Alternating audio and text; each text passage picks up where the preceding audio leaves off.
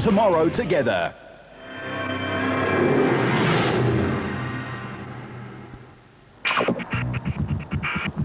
Sun City is ensconced in a prehistoric crater surrounded by the Pilanesberg, and its charms are plentiful if you're on holiday or on a golf vacation, but not so if you have to face 400 dusty, dry, tough and uncompromising kilometers. Hello, I'm Arnold Getz. And I'm Roald Woods, and this is round 5 of the 2008 ABSA Off-Road Championships here at the majestic City in the Sun.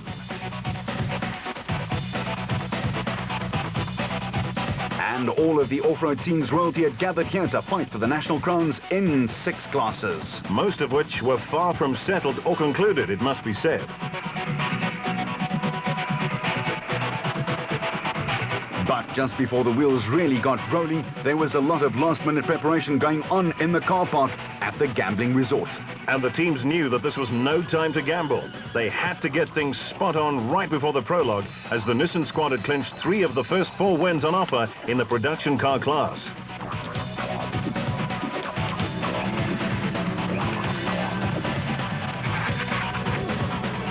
Reigning champion Duncan Foss and Ralph Pitchford were 16 points to the better and hoping to grow that margin.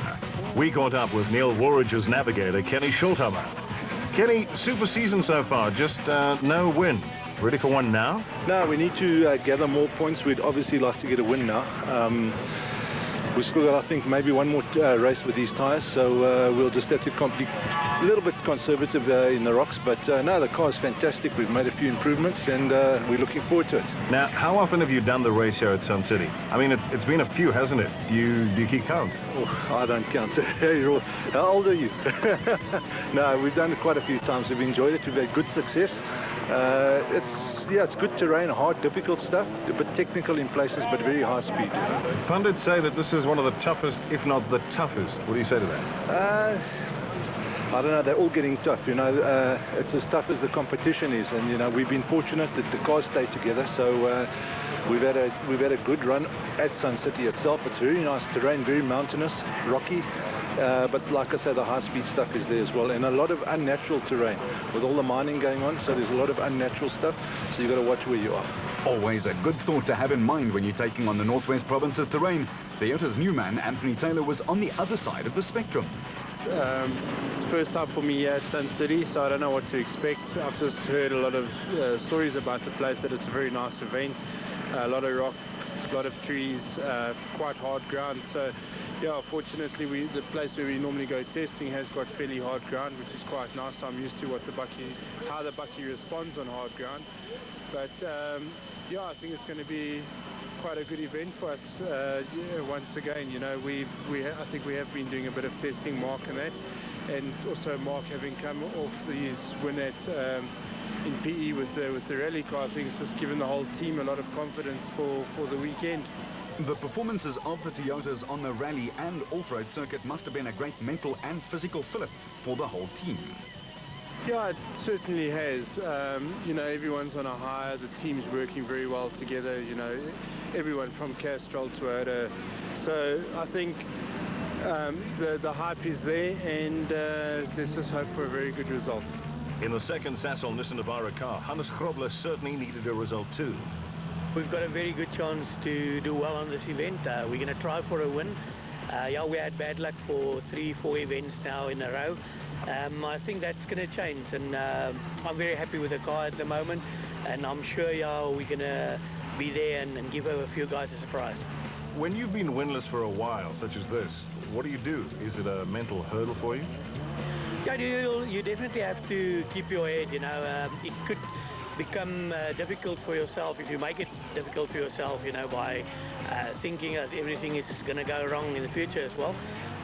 But yeah, we think we're going to do well, and I definitely think we're going to win this one. Hannes, how does the terrain differ in this one here at Sun City from the other races? The terrain on this one is quite rough. It doesn't look from the outside that it's so rough, but there's lots of rocky sections, and then there's dongas. The biggest problem is where you go through the veld. they've cut the trees off, and there's little tree stumps down the bottom, so you can't drive too fast and too sideways in the veld, and you must just keep your head and yeah, just keep it on the road. Well, whatever road there is out there, at least Roacon's Oki 3 had been taking a sabbatical, but he was ready to do battle again. Yeah, Rory, it's been the while since the end of last year, but I'm looking forward to it. Sun City always a nice event, nice and rough and challenging, so new drivers, so we're looking forward to it, yeah. And how come you're back in the action? I think Sharon's got some personal commitments, so George asked me to stand in for him, and that's going to be good fun, yeah, looking forward to it. And it's also going to be your second time in an SP class car. Rory, second time. I did event with Bevan in the roof last year before last. Yeah, it's quite a bit different from mid-class E, a bit faster and also a bit more comfortable, so it's going to be nice, yeah. We assume you'll miss your old partner, Brian Martin. Yeah, we had good fun with Brian, always some good moments in the car. Yeah, but I think I'll get along with George well, and let's hope for the best. Most definitely, we'll try our best, and let's hope the experience comes in and helps us through as well. In the special vehicle category, the father and son team of Cully and Quinton Silva were just 9 points ahead of former champion Terence Marsh and Peter Groenewald, while the rest of the chasers were all well within striking distance. Were the Silvalds surprised by their good form this season? We wanted to know. No, not really. I think we've stuck to what we set out to do in the beginning of the year. We're not going to change anything now that we're leading. I think we should just keep on doing what we've been doing, and at the end of the year we'll see where we are. You unveiled the new bat last time out. Are the teething problems over with it? I hope so. Bat Racing has done an unbelievable job in preparing the car for us. They've really helped us a lot in preparation and setup and things. So I believe that the car's ready now, and I think we're going to give it a full go. In the Regent Racing enclosure, Michael Whitehouse could not get his nose out of the books. It's been tough to change from calling to driving. It has, because I've been battling to get out of the navigation seat, so I'm always looking at what's going on in the notes and instead of focusing on the driving, and I'm sure we lose time, but I love navigating, but the driving just is a whole new dimension, which is exciting. There's also a bit of an adrenaline rush. Absolutely. You know, it's a bit out of my depth beginning of last year, but now we're coming into our own and we've had consistent results, so I want to build on that for the next 4 races. In this sport, consistency is obviously one of the keys. Yeah, in off-road racing, that consistent approach, I mean, it's proved itself just, you know, being a little puckman, collecting the points in that regard. But, you know, it is intensity that you can sustain, I think, is the key element. Well, we all knew that the intensity would certainly be at Sun City. And it was as round 5 got underway with a prologue over 70 long and testing kilometers. Krobler and his young co-driver Jean Moore were soon off and running quickly as they sped out on the opening stage, which would secure a starting spot in the next day's lineup. First in is first out, and thus a quick time secures you a dust-free ride.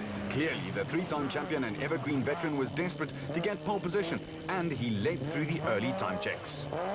Port Elizabeth winners Mark Grenier and Chris Birkin were also quick and effective in Sun City's dust and were just a few seconds off the flying Nissan's pace.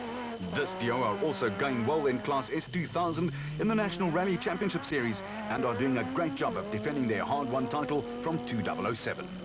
Woolridge and Schulthammer in the Ford Ranger were only 30-odd seconds behind the flying red, green and white car in the time trial, and the Peter Maritzburg-based men were happy with their charge and its performance.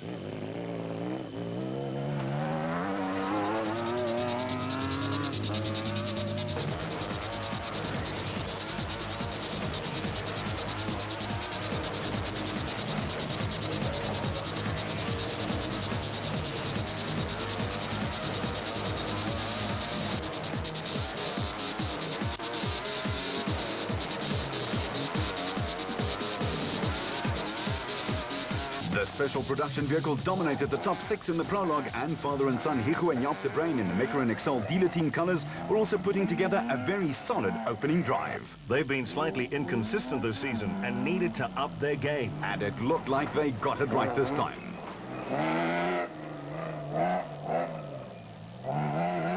The third Nissan in the very capable hands of Norwegian adventurer Ivar Tollefsen, with his British co-driver Quinn Evans beside him, went aerial and fast as they slotted into 5th place, just 4 seconds behind the de Bruins. And in 7th, it was the silver and black of motorriders Alfie Cox and Henita Steger scuttled into view. They'd also not been as quick as they wanted to be and were working hard at getting the balance right. Speed and conservation of the car in equal parts. In only their second off-road event in their new car, Mike Thompson and Brian Haviland were flying along. The Feltex Imperial Hilux sounded superb as it passed our vantage point. The second Ford, featuring Mark Ferguson and Craig West, were going well, but lost their way for a bit.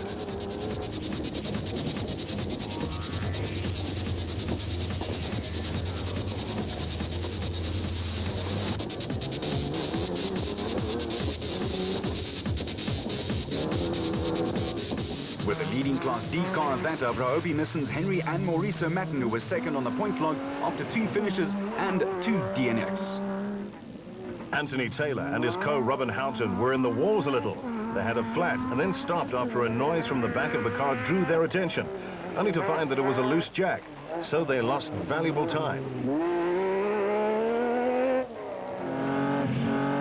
Second in Class D, it was the log leaders Kutsiela Beskachny and Johan Gerber. They were 2 minutes and 41 seconds behind the Zermattens.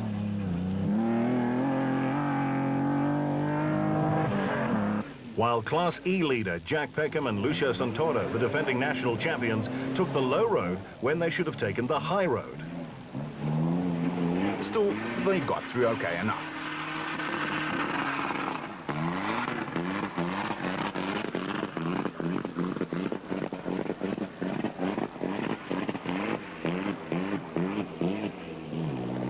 But they were being chased all the way by Dion Fenter and Ian Palmer in their Class E 4x4 Mega World entry.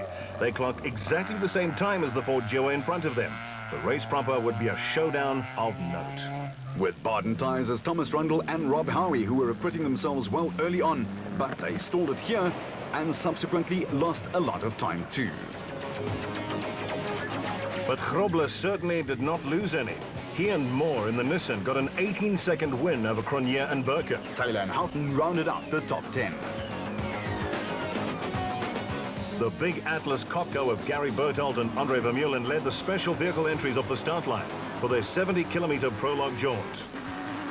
Their stablemate Nick Harper with son Ryan riding shotgun certainly shot out of the gate and clocked the fastest time for the so-called space frame cars, a flying 62 minutes and 16 seconds, putting pressure on all the other specials. Of those contenders, the focus was sharply on co-driver turned pilot Michael Whitehouse and his bookman Matthew Carlson in the Regent Racing Bat Spec 1. While championship leaders, the Sawalts, were third, but just 24 seconds behind the Regent outfit's leading car and less than half a second behind the leaders. Collie and Quinton had in the last 2 years become very consistent performers, and Sun City was a happy hunting ground for the father and son team. Defending champion Evan Hutchinson and his navigator Him Bergman were in turn just 3 seconds further back, chasing for all they were worth in the Motorrad Racing Bat Spec 3. With Herman Silvalt and Paul Helberg in their Zarco Magnum also just 3 seconds further back, but pushing for all they were worth despite missing reverse gear.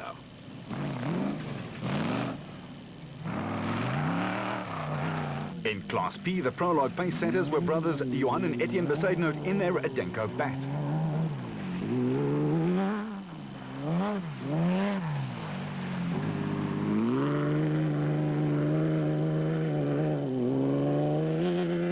With Clint Gibson and Gary Campbell 6th in Class A in the Team Gibson Racing Bat, just more than a minute behind.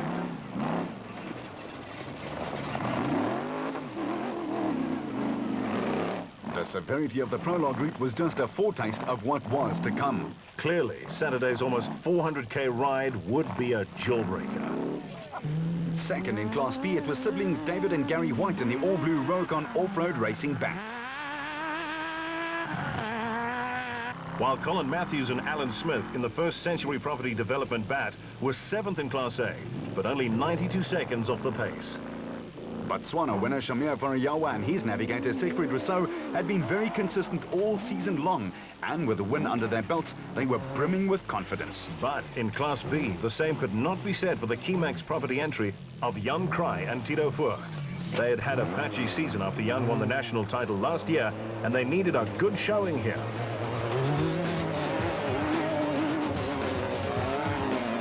But it was the Harpers who led all of the 51 specials home. Saturday's racing was due to be a humdinger. Less than 2 minutes separated the top 12 cars in the category. The gloves were off. We continue right after this. Vehicle and asset finance from ABSA, going the extra mile to get you financed.